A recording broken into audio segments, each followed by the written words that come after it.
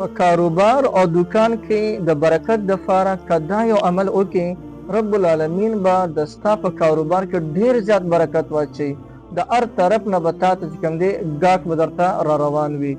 او که چېرته کې په کور کې برکت غواړې دا یو عمل وکړه برکت به د څلور واړو طرفو نه دغې کور ته را روانې. زما عزتمندو نن درته یو داسې عمل درته ښیمه د قرآن مجید یو مختصر غوندې آیات دی او د دې آیات یو عجیب غوندې چې دې طریقه درته ښیم. کله چې تاسو دا آیات په دې طریقې سره استعمال کړئ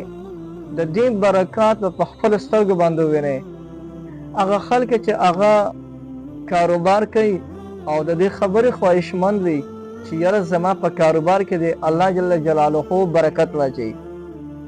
زما کاروبار دی مخ په وړاندې روان زما کاروبار دی ونه درېږي. اوس د هغې خلکو دپاره که دا وظیفه وکړي او دا یو عمل وکړي د هغوی ګاټ به د حد نصیبوي. چېرته کې به د هغوی ګاټ ختم نشي. د هر طرف نه به هغوی ته ګاټونه چې دی په کثرت سره به ورته راځي. بل یو انسان وایي چې زما دکان کې د برکت وي نو دغه چې دی آیات مبارک ته ولیکي په دکان کې د ځوړن کې رب العالمین به په دغه دکان کې یو ډېر لوی برکت واچوي، ډېره زیاته ترقي به وکړي دغه ځای. یو کور کې برکت نشته خیر پکې نشته وي که دا یو عمل وکړي نو رب العالمین به په هغه کور کې خیر او برکات نازل کړي او د هر یو ګوټ نه به دغه کور ته برکات راخوشي وي. که دغه کور کې پریشانۍ وي نو رب العالمین به د دې آیات مبارک په برکت سره هغه تمام پریشانۍ ختمې کړي. څونه مشکلات وي هغه تمام مشکلات به هم رب العالمین ختم کړي. محترمو دا یو داسې زبردست ډول عمل دی چې د دې د فوایدو نه هغه خلک خبر دي چا چې دا یو عمل کړی دی دغه چې دی آیات مبارکه استعمال کړی دی نو د دې د فضایلو او فوایدو نه هغه خلک بیا خبر دي. دې نه علاوه که زموږ په کورونو کې د رزق پریشانۍ وي بل څه پریشانۍ پکې وي یا زموږ روزي لنډه تنګه ده نو د هغې دپاره هم که دا یو عمل وکړې نو الله جل شانه به د دې عمل په برکت سره ستاسو روزۍ کې ډېره زیات اضافه وکړي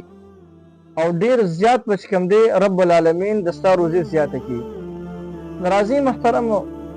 دغه آیات مبارک درته ښیم او د دې آیات مبارک د استعمال طریقه هم درته ښیمه.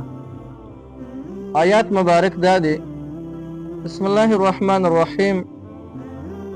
ولقد مكناكم في الأرض وجعلنا لكم فيها معايش قليلا ما تشكرون.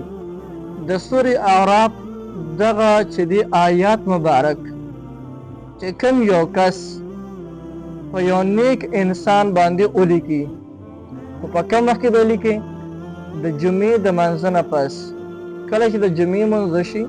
په یو نیک انسان باندې دغه چې دی آیات مبارک ولیکه او بیا دغه چې دی آیات مبارک چې کوم دی موم جامع کا تعویز څخه جوړ کا او هغه تعویز بیا راوړه په خپل دکان کې د اویزان کا او بیا دغه تعویز راوړه په خپل کور کې د اویزان کا چې تر څو پورې دغه تعویز پر دکان کې پروت دی دغه دکان کې به خیر او برکت د خد نصیبوي د هر طرف نه به دغه دکان ته خیر او برکت راځي تر څو پورې چې دا تعویز په دغه کور کې موجود وي نو هغه کور ته به خیر او برکات د هر طرف نه راخوشي را روان وي ورته. نو محترمو یو ډېر زبردست عمل دی نو بالکل دغه یو عمل تاسو کولی شئ د دې نه تاسو جایز پیدا بالکل اخیستی شئ بالکل د دې تاسو مکمل اجازت